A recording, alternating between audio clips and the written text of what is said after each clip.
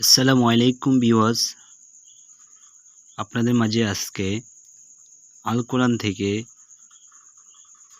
আল্লাহর বাণী সূরা তাওবার 1 থেকে 5 আয়াতের কিছু বাংলা মর্ম বাণী তুলে ধরব। দেখুন আল্লাহ তাআলা সূরা তাওবায় কিভাবে আমাদেরকে এত সুন্দরভাবে বুঝিয়েছেন। দেখুন, আউযু বিল্লাহি মিনাশ শাইতানির রাজিম, বিসমিল্লাহির রহমানির রহিম।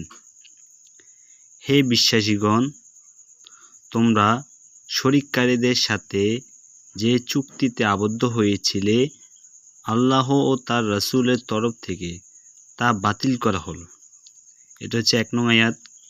দেখুন 2 নং আয়াতে আল্লাহ তাআলা ব্যাখ্যা দিয়েছেন, অতএব হে শরিককারীরা, তোমরা আল্লাহর জমিনে 4 মাস ইচ্ছে মতো ঘোরাফেরা করো, কিন্তু জেনে রাখো তোমরা কখনো আল্লাহর আওতার বাইরে যেতে পারবে না। নিশ্চয়ই আল্লাহ সত্য অস্বীকারীদের লাঞ্ছিত করবেন।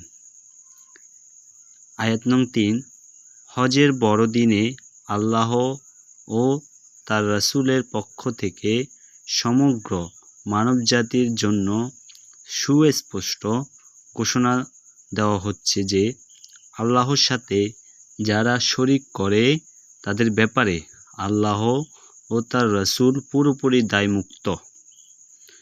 তোমরা যদি তওবা করো তবে তা তোমাদের জন্যই কল্যাণ বয়ে আনবে, আর তোমরা যদি সত্য বিমুখ হও তবে জেনে রাখো আল্লাহর আওতা থেকে তোমাদের পালানোর কোনো পথ নেই।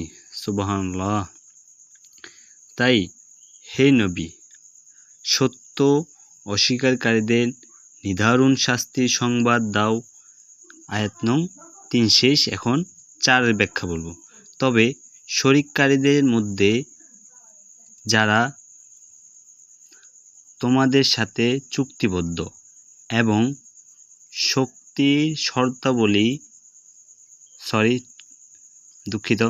চুক্তির শর্তাবলী মেনে চলছে এবং তোমাদের বিরুদ্ধে কাউকে সাহায্য করেনি, তাদের সাথে মেয়াদ পুরো না হওয়া পর্যন্ত চুক্তি মেনে চলবে। নিশ্চয়ই আল্লাহ সচেতন মানুষকে আল্লাহ পছন্দ করেন। সুবহানাল্লাহ।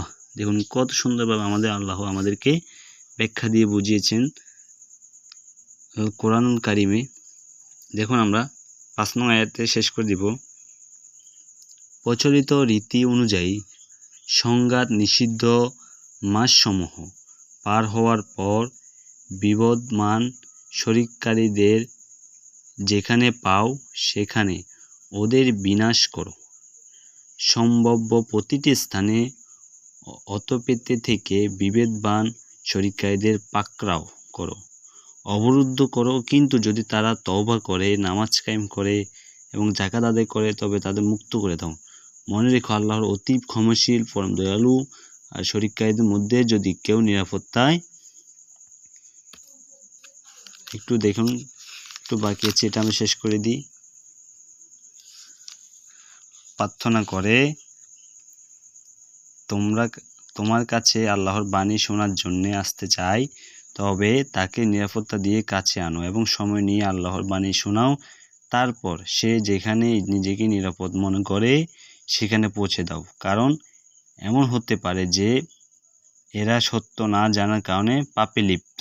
সুবহানাল্লাহ। ভিউয়ার্স, যদি এভাবে আল কোরআনের ছোট ছোট সূরাগুলোর ব্যাখ্যা জানতে চান, আমার পরবর্তী ভিডিওগুলোতে আরও সুন্দর সুন্দর সূরা আল কোরআনের ছোট ছোট সূরাগুলো বাংলা মর্মবাণী, বাংলা ব্যাখ্যা সহ আমি আপনাদের মাঝে তুলে ধরব। ভিডিওটি ভালো লাগলে চ্যানেলটি সাবস্ক্রাইব করে বেল বাটনটি ক্লিক করে দিন, পাশে থাকবেন। ইনশাল্লাহ আরও সুন্দর সুন্দর সূরাগুলোর ভিডিও পাবেন ইনশাল্লাহ। আসসালামু আলাইকুম।